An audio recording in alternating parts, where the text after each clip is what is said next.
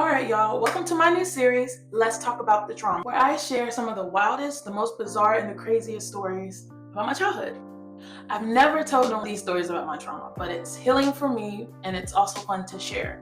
So buckle up. Growing up, after my dad got aborted, it was really, my mom was only there to raise. She was a single mom, and of course, through the years, my dad got aborted, she had another child. For the most part, she was a single mom and going to school as well. Because she was a single mom and in school, money was tight. I know I'm not the only one who grew up in the house with a single mom. Money was tight, so we didn't have everything. And back then, I didn't really understand that we were struggling. I just knew the answer was no a lot. So this one time, when we stayed in these apartments, when my mom went to school, we moved to Virginia because my mom needed to go to school, but that's near here or there. So we lived in these apartments, and they were I think they were income-based apartments. So mostly everybody that was out there had low income, And during that time, I was about 11. I was in 6th grade. And I remember I used to feel so low and so down. I remember it was just a dark place. And I used to hide who I was and how I felt, because I didn't lie about certain things because I didn't want my friends at the time to see through me, because I used to feel low because I didn't have the things that they had. They had the toys, the shoo baby dolls, the brats. I mean, I got brats, but later, but the doll houses, the clothes, and stuff like that. And I used to go over their house wishing I had that too. So I felt really down and low, but I was hiding it. So this one day, we were outside at the playground, and I was with my little middle school friends, and they didn't know no better. But I remember this girl, she looked at me and she said, "Chica, why is your family so poor? Why y'all don't ever have nothing?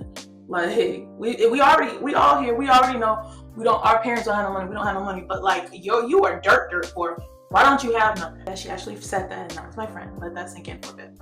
Now, I don't think she meant any harm by it. She was a child and she didn't know any better.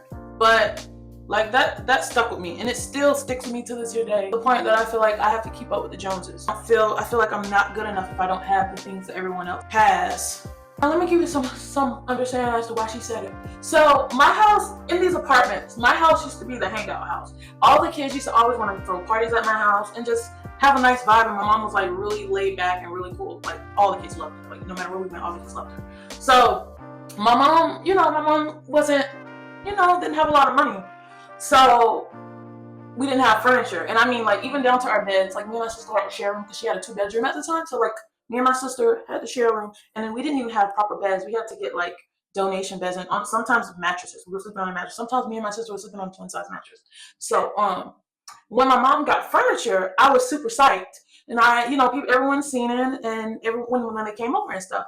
Well, I don't think my mom could afford to make the payments. So she had to call them to pick it up. Again, I was a child, so I didn't really understand anything. I was in a child's place, who was trying to be an adult's business. I had all my life to be an adult.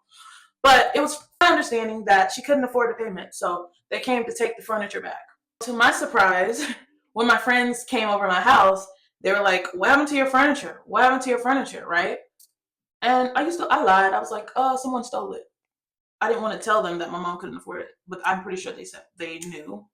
I was a big joke. Me and my sister, we were the big jokes in the apartment. So imagine how that felt. I just think it's really crazy how moments like that sticks with you even now. And like I said before, I just feel like I'm not good enough if I don't have nice things. So that stuck with me. Peer trauma from your peers, that's some real shiesty stuff. But I know I am enough.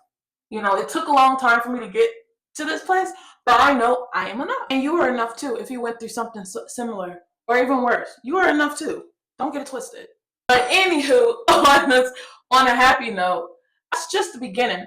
I have so many crazy stories. So if you guys like that story, please be sure to let me know in the comments, and let's talk about it. And I have more to come. It gets crazy. I mean, that's not even a half, not even a fourth of some crazy stories I'm going to tell you guys.